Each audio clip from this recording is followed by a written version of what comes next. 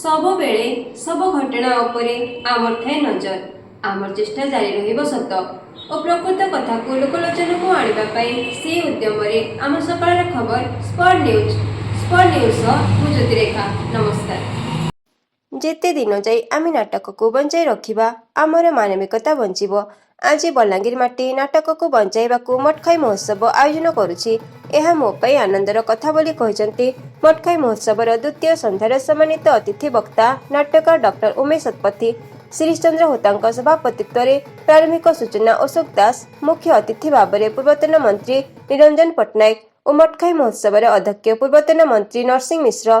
द्वितीय दिवस में मंच समर्पण होता। लेखक पद्मश्री विनोद प्रसाद को मठखाई सम्मान प्रदान करा।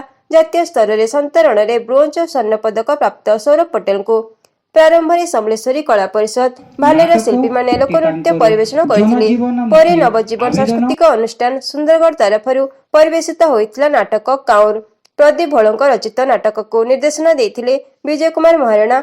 आदर्शबोध आज समय किपरि पाद खसाई देउछि सिउली बा काउरे ताहा सुंदर भाव में परिवेशित होता नाटक रे अचल कर देले जे आगर नु थुड़े बागीर सोर धरू चेले के लागू जे ना ओ बाबा केतनी केते वर्ष लानो खरा दिन बर ठंडा लाग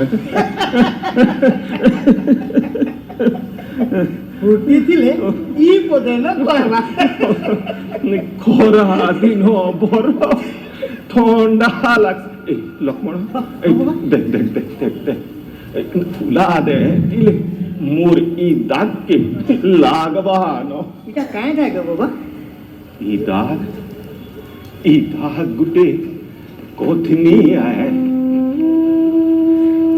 ए स्वाधीन हेबा आग्रहर दागे गांधी महापुरुर डाकी सेठी बेले हमें कवयित्री तथा शिक्षयित्री श्रीमती ज्योतिराणी मिश्र दुईटी कविता संकलन पाठाकर्पण बलांगीर ब्लॉक सभागृह ठारे अवसर प्राप्त प्रधान शिक्षक प्रेमानंद पंडा सभापतित्व में अनुष्ठित हो जायछि। एही सारस्वत समारोह में बलांगीर जिला शिक्षा अधिकारी प्रदीप कुमार नाग मुख्य अतिथि भाव में जोग देथिबा बेले बलांगीर गोष्ठी उन्नयन अधिकारी ऋषिकेश गंड, बलांगीर गोष्ठी शिक्षा अधिकारी नीलमणि पटेल, सम्मानित अतिथि श्रीमती विनोदिनी मिश्र, स्वतंत्र अतिथि तथा कवि अध्यापक संदीप कुमार कुंवर मुख्य वक्ता भाव में जोग दे कवयित्री तथा शिक्षयित्री श्रीमती ज्योतिराणी मिश्र दुईटी कविता संकलन मन मंदिर और शिशु रत्न को लोकार्पित करी श्रीमती ज्योतिराणी मिश्र काव्य प्रतिभार विभिन्न दिग संपर्क में मत देथिले। कवयित्री श्रीमती मिश्र निजर भाव संवेदनशीलता को प्रभु जगन्नाथ पाखरे समर्पित करी वक्तव्य देथिले। प्रारंभ में अतिथि माने समलेश्वरी पूजार्चना करिथिबा बेले प्रिय परिमिता मिश्र और सुश्री संपूर्ण अगस्ती प्रारंभिक संगीत गान करथिले। कवि दिलीप मिश्र सभा संयोजन करथिबा बेले कवयित्री कविता मिश्र समस्त को स्वागत सह अतिथि परिचय प्रदान करथिले। कवि रत्नमय त्रिपाठी भक्ति कविता संकलन मन मंदिर को समीक्षा करथिबा बेले कवि मदन मोहन रथ शिशु कविता संकलन शिशु रत्न को समीक्षा करथिले।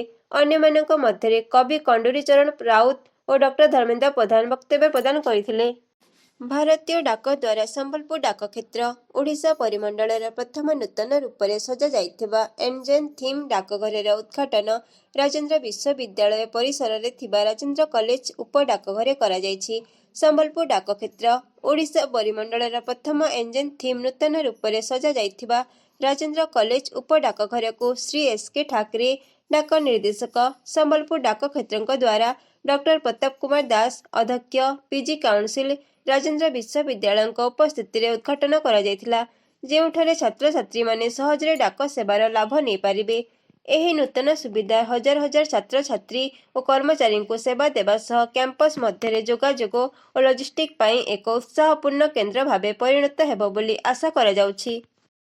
केमिति लागुछि आम स्पॉट न्यूज मतामत देबाकू भूलिबे नाही। लाइक कमेंट और सब्सक्राइब करिवे।